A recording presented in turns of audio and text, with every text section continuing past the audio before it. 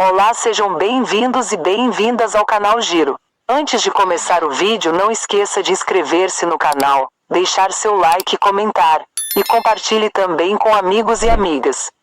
Em negociação com o Flamengo, Oscar aparece com a camisa do clube em foto viralizada. Imagem circula nas redes sociais, torcedores começam a especular acerto com o meia. Uma foto com o meia Oscar vestindo a camisa do Flamengo está circulando nas redes sociais nesta segunda-feira e aumentando a expectativa dos torcedores por um final feliz. Em negociação com o clube, o jogador está com a família no Brasil enquanto aguarda um desfecho com o Xangai, da China. O Flamengo não tem o que fazer diretamente nas tratativas com os chineses. Oscar tem contrato até o fim de 2024. E o clube carioca já deixou claro que é incapaz de pagar pela cessão por empréstimo. Diante deste cenário, o empresário Giuliano Bertolucci tenta convencer o Xangai a permitir que o meia defenda outra equipe pelo menos até o fim do ano. Oscar está no interior de São Paulo, há pouco mais de 2 semanas com o aval do clube chinês para acompanhar a esposa, que está grávida. O Xangai deu ok para que o jogador de 30 anos fique no Brasil até o fim de 2022 com a família, mas sem defender outra equipe. Diante do assédio de clubes como o Flamengo, Bertolucci tenta transformar a liberação também para que se mantenha em atividade, mas os chineses jogam duro. Desde o início, o Flamengo fez valer a boa relação com o empresário e deu o recado: caso ele seja liberado, nos dê prioridade. Foi quando Marcos Braz entrou em ação com ligações quase que diárias para convencer Oscar de que o rubro-negro seria a melhor opção. Há cerca de 10 dias, o dirigente e o jogador se falam constantemente ao telefone, e já há convicção de que o clube será a escolha se o Xangai aceitar a liberação. A estratégia é similar à que Braz utilizou com Cebolinha. O dirigente chegou a revelar em entrevista que colocava um alarme em seu telefone, para que diariamente não esquecesse de ligar para o atacante desde as negociações. No início do ano, deu certo. Oscar recebe 22 milhões de euros, 116 milhões reais, livres de impostos por temporada na China, o que daria algo em torno de 10 milhões de reais por mês. O apelo esportivo e a possibilidade de jogar no Brasil, no entanto, já o fizeram aceitar reduzir drasticamente nos 5 meses do possível empréstimo ao Flamengo para receber próximo dos maiores salários do elenco, Gabriel e Arrascaeta, ou seja, pouco mais de 10% de seu contrato com o clube chinês. Caso não apareçam propostas mais vantajosas, o clube carioca se vê novamente na disputa. Neymar encerra jejum de gols de falta pelo PSG e celebra título da Supercopa, primeiro de muitos. Destaque na vitória sobre o Nantes. Craque brasileiro não fazia um gol dessa forma pelo Paris Saint-Germain desde dezembro de 2019 e desencanta após quase 50 cobranças. O atacante Neymar foi um dos protagonistas do Paris Saint-Germain na conquista da Supercopa da França, no último domingo contra o Nantes. O brasileiro marcou 2 gols na vitória por 4-0, sendo um de pênalti e outro de falta. O PSG gravou após a partida um vídeo em que o volante Danilo Pereira entrevistou alguns dos colegas, e Neymar foi um deles. O craque revelou detalhes do golaço de falta que marcou, nos acréscimos do primeiro tempo. Estava doendo demais o meu joelho, já tinha tomado muita pancada, estava doendo para caramba. O Messi virou para mim e disse: vem aqui você e chuta, bate você. Falei, tá bom. Concentrei, bati e consegui fazer um belo gol, contou. Todo mundo de parabéns, todo mundo que participou. Fomos bem demais. É o primeiro de muitos. Vamos que vamos.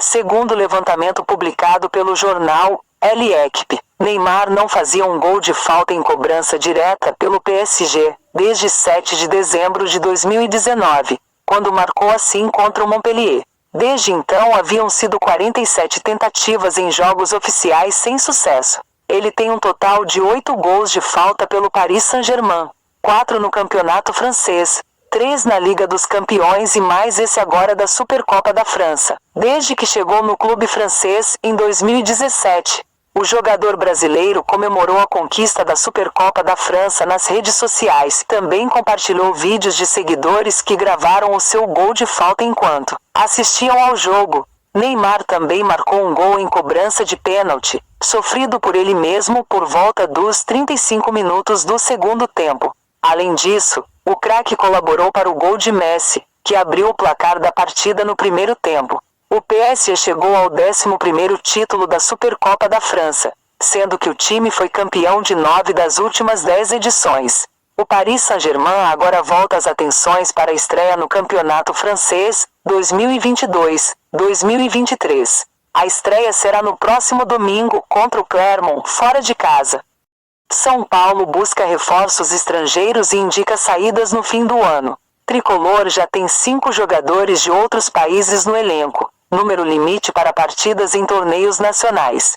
O São Paulo negocia a contratação de 2 jogadores estrangeiros, o atacante Nahuel Bustos, argentino, e o zagueiro Nahuel Ferraresi, venezuelano. É um movimento que também indica possíveis saídas para a próxima temporada. Os regulamentos limitam a 5 o número de estrangeiros relacionados para uma mesma partida em jogos de torneios nacionais. Com Arboleda, Andrés Colorado, Gabriel Neves, Juliano Galopo e Caleri, o elenco do São Paulo já atingiu essa barreira. Desses, só Arboleda não tem condições de jogo atualmente, já que se recupera de uma lesão no tornozelo, e possivelmente só volta no ano que vem. Caso as negociações em andamento sejam concluídas, o técnico Rogério Ceni terá que cortar ao menos um jogador estrangeiro nos jogos do Brasileiro. Considerando já o desfalque de Arboleda, o limite não se aplica a torneios da Conmebol, como a Sul-Americana, e as inscrições para a Copa do Brasil já estão encerradas.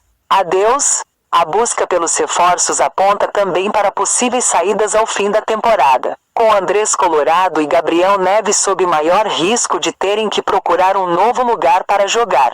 Dos estrangeiros do elenco, Arboleda e Caleri são titulares e estão entre os principais jogadores do time. Galopo, recém-contratado, é um dos maiores investimentos da história do São Paulo e carrega grande expectativa.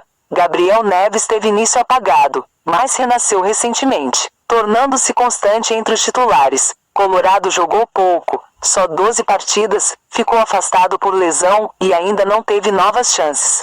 Do ponto de vista técnico, Colorado é o estrangeiro com pior desempenho. Mas há questões contratuais que tornam sua continuidade no Morumbi ainda mais sob risco, como a de Gabriel Neves. Os 2 jogadores têm vínculo só até o fim do ano, e para que permaneçam, o São Paulo terá que gastar dinheiro. Colorado está emprestado pelo Cortuluá, da Colômbia.